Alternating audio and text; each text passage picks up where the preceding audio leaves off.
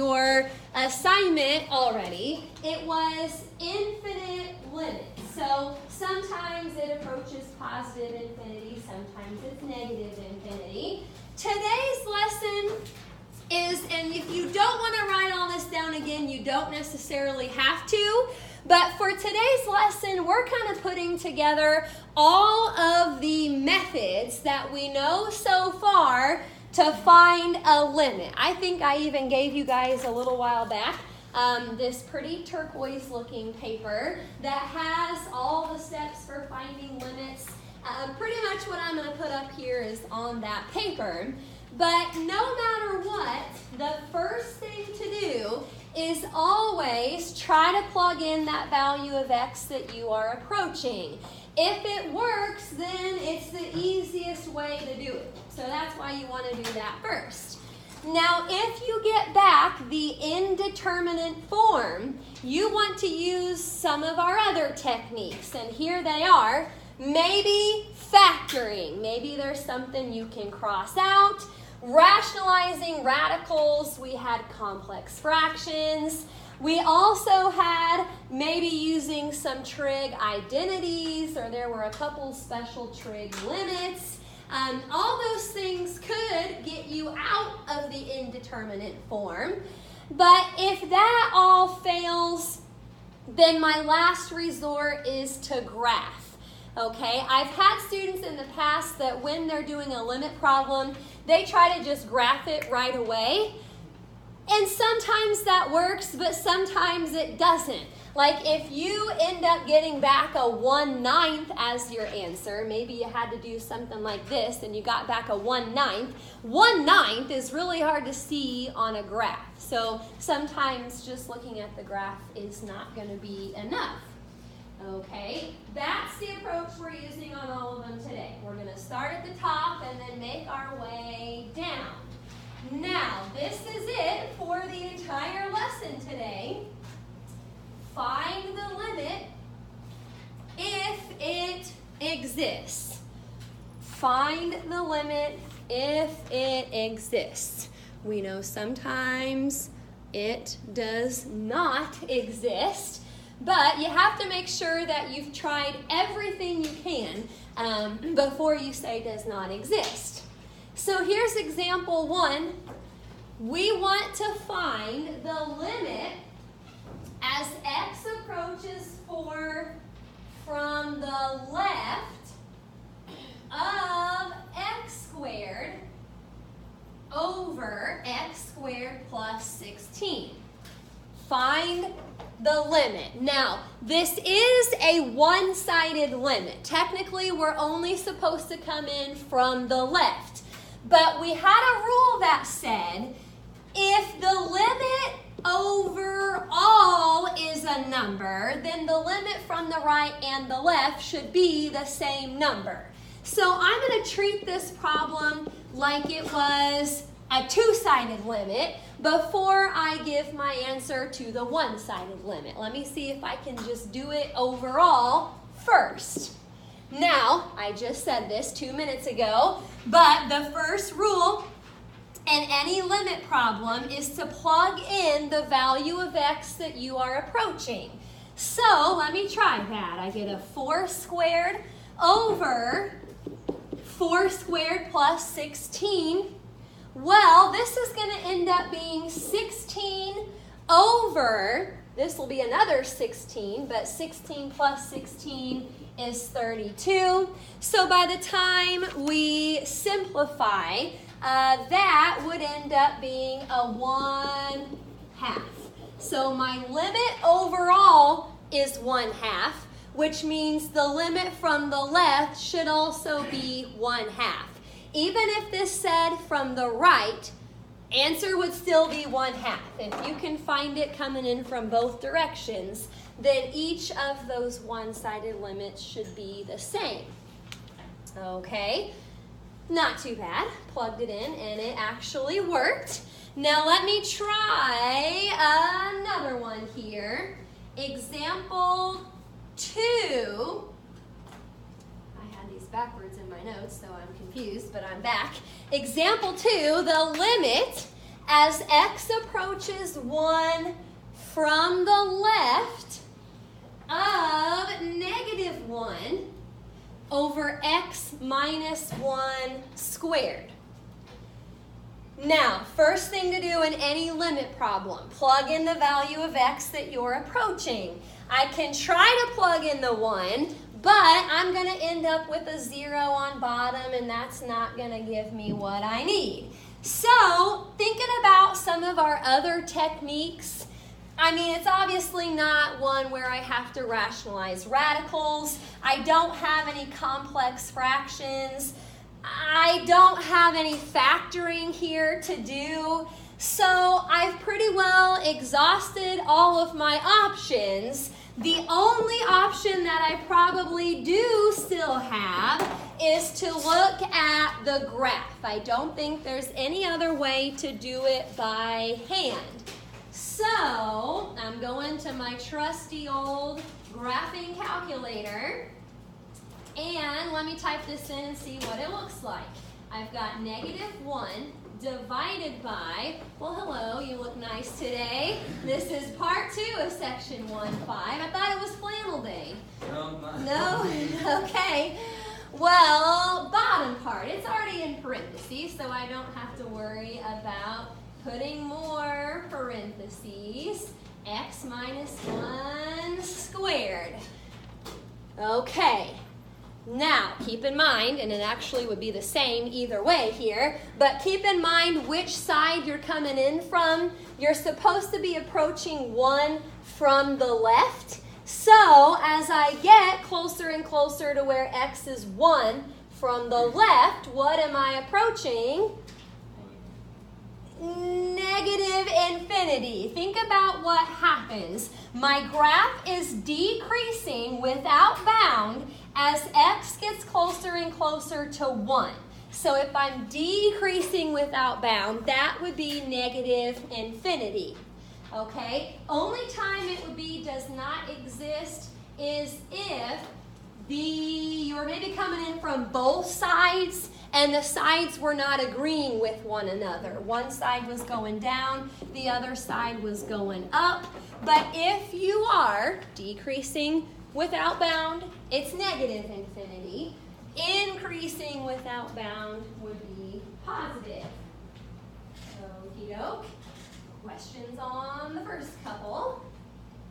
We're just putting together all of our limit possibilities here. This is part 2. And example 3, it says the limit as x approaches 0 from the left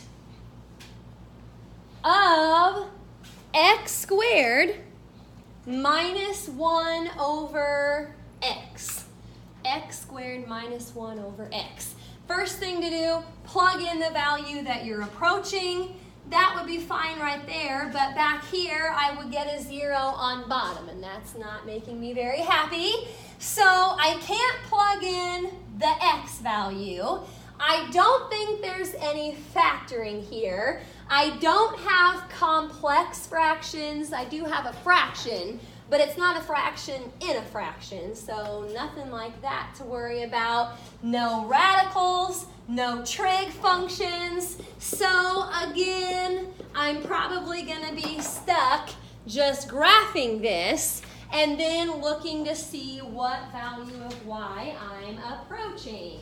So, second one to look at, x squared minus, what I would do for the 1 over x part, I would just kind of put 1 divided by x in parentheses, just to make sure my calculator knows that that kind of stays together. The 1 is being divided by the x. Okay, I already forgot what I'm approaching. I'm supposed to approach 0, but only from the left. Now this is where graphing calculators, I always say, they're very helpful, but sometimes a little bit deceiving. As I get closer and closer to where x is 0, my calculator almost kind of makes it look like it stops right here. This is where y is 7, but it doesn't stop right there. You could do your trace, and you could trace to any value you wanted as close to 0 as you could get from the left, and it's still going to give you back a y. It's going to shoot all the way up to positive infinity. So I would say the limit as x approaches 0 from the left is positive infinity. Now, if I was coming in from the right, what would my answer be? Negative. And what would my answer be if it was just the limit overall? Does not exist. That was one. Go ahead. Did you say the answer? Okay, sorry. I thought I heard you say something different. This would be an example of the time where they're not doing the same thing. That's going up, that's going down. If it was the limit overall, then it would not exist. Okie doke. Not too bad here. I'm going to keep moving. Example 4, we are finding the limit as x approaches 2, just 2, of x cubed minus 2x squared all over x squared minus 4. Alrighty. Now, try to plug in the 2. I would get a 0 on bottom for sure, also another 0 on top. So that's not going to work. Now, what of our other techniques could work here? Factoring. So I'm going to leave that limit part out front, and I'm going to try and factor the top and bottom separately. So on top, pull out an x squared, and you would be left with x minus 2. On bottom, this is a difference of squares, so I would want x plus 2 and an x minus 2. Now this is where I start to get excited because I see that a couple things are going to drop off. Now I just need the limit as x approaches 2 of x squared over x plus 2. It's at this point that I would take the value of x that I'm approaching, plug it in for x. So 2 squared over 2 plus 2, you actually end up with 4 over 4, which is just 1. Now, to be honest, 1 would not be too hard to see on a graph. But again, most of the time, if you have to factor or do one of our other techniques, a lot of times they end up as fractions, which are not very nice to see on a graph. Okie doke. Well, hang with me here. We're about halfway. This is example 5. We want the limit as x approaches 3 of x minus 2 all over x squared. What is going to work here? How are we going to find this limit? Yeah, just plug it in. So I end up with 3 minus 2 all over 3 squared. That is 1 over 9. Much faster than trying to graph that and trying to figure out a 1/9 on your calculator. Don't forget, first rule in finding a limit is just plug in what you're approaching. A lot of times that's the easiest way to do it. Okie doke. Now the last 3 are going to have some trig. So this is kind of like good review for our test at some point at the end, probably next week sometime. But number 6 says we want the limit as x approaches pi over 2 from the right of -2 over cosine of x. negative 2 over cosine of x. Now, first thing to do, plug in the value that you are approaching. Even if it's a one-sided limit, try to plug it in. Now, if you put in a pi over 2 for x, you can maybe do this on your calculator, or if you've got handy dandy, you can look on here too. But cosine of pi over 2 is 0, and I can't have a 0 on the bottom of my fraction. Now, the only way that I could maybe rewrite this, if you tried to use an identity of some sort, since the cosine of x is on bottom, you could kind of pull it to the top and turn it into its reciprocal, which is secant of x, but secant of pi over 2, you can't even find that. It says it's undefined. So I'm stuck. I can't plug it in, and I can't use any identities. So this is going to be yet another one where we just need to graph it and see what it looks like on our calculators. Now, approaching this x value is kind of weird because our calculator doesn't show our coordinate plane in terms of pi. So, you might want to kind of watch here. Negative 2 divided by cosine of x. You probably don't have to have parentheses around the whole cosine of x since it's just one term. Now, this is kind of like a secant graph since it was over cosine. So a lot of asymptotes here. Now, we're supposed to approach pi over 2. If you want, and you can probably kind of do this in your head, but if you want to just figure out what pi over 2 is approximately as a decimal, I mean, we know pi is 3.14, so take pi divided by 2, and it's about a 1.57. So think about where 1.57 is on your x-axis. This is the value that we're trying to approach. What do you think is on our graph at pi over 2? Right here would be probably a vertical asymptote. If you kind of picture about where the 1.57 would be. So if, and I already forgot, but we're coming in from the right, if I come in as I approach pi over 2 from the right, you're right, and that would be a positive infinity. You kind of have to think about where pi over 2 is first, because again, your coordinate plane is not really in terms of pi. So once you see that, a lot of times what you're approaching is an asymptote, so you can kind of picture that. And coming in from the right, this would be positive infinity. If it said coming in from the left, we would have to say negative infinity. But that one is positive. Okay, had to graph it. Now, let's take a look at number 7. The limit as x approaches 0 of x plus 2 all over cotangent of x.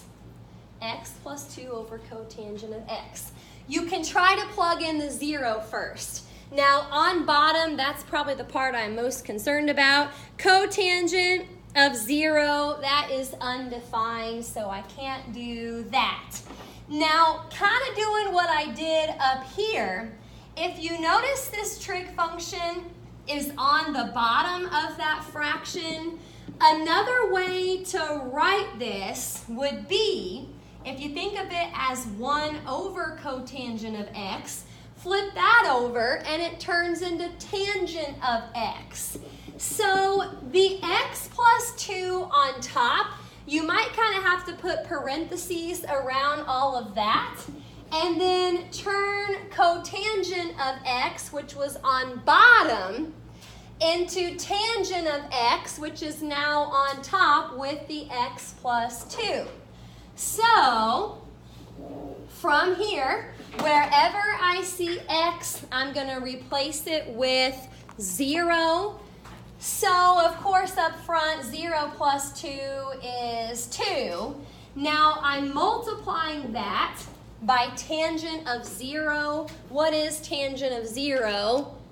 0. So 2 times 0 is 0. It's okay for our answer to be 0. We would not be able to have a 0 on the bottom of a fraction like we kind of ran into up there on number 6, but this was not on bottom. I actually moved that up to the top and then it was 0. You could try to graph this, but you would have to type it into your calculator like this. Remember, there's no cotangent button, so you kind of have to flip that over anyway if you were going to type it in. Okie doke. Now, I think this is our last one here. Example 8. We have the limit as x approaches 1/2 of x squared tangent of pi x. X squared tangent of pi x. First thing to do in any limit problem, plug in the value of x that you're approaching. Now, if I square a 1/2, that's going to end up being 1/4 here in a second. And if you come to the back, when you take pi times 1/2, you really don't want to leave it like that. Don't leave it as pi times 1/2. If you think of the pi over 1 for just a second, multiply across the top and across the bottom, that's the same as pi over 2. Now, before I go any further, can we find tangent of pi over 2? No, bummer, we can't. That is undefined. So I tried to plug in my value of x, and it did not work. So last thing to do here, I don't have any other options. I'm going to try and graph this and then see what's happening as I approach 1/2. Okie doke. We want x squared times tangent of pi x. You should have a pi button on your calculator. Mine is right above the exponent button. I can graph that.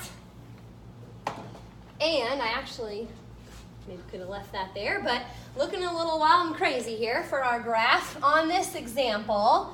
Starts to get a little bit more curvy toward the middle, but which value are we approaching? 1/2. So I know this is hard to see, but this is 0 and that is 1.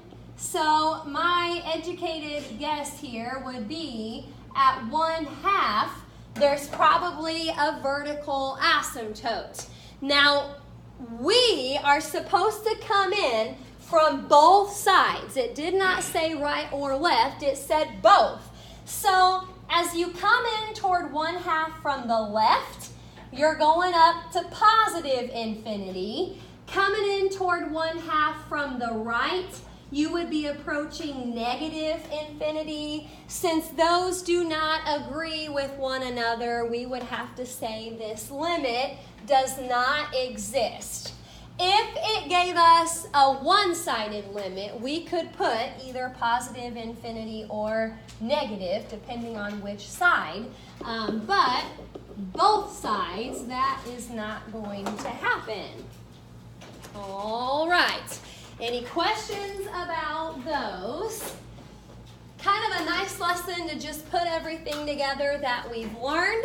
So you've got quite a bit of time left here. You can probably get most or all of this done This should be C26. I still have your C25. So from page 105 to 106, we're going to do numbers 37 to 47. 37 to 47.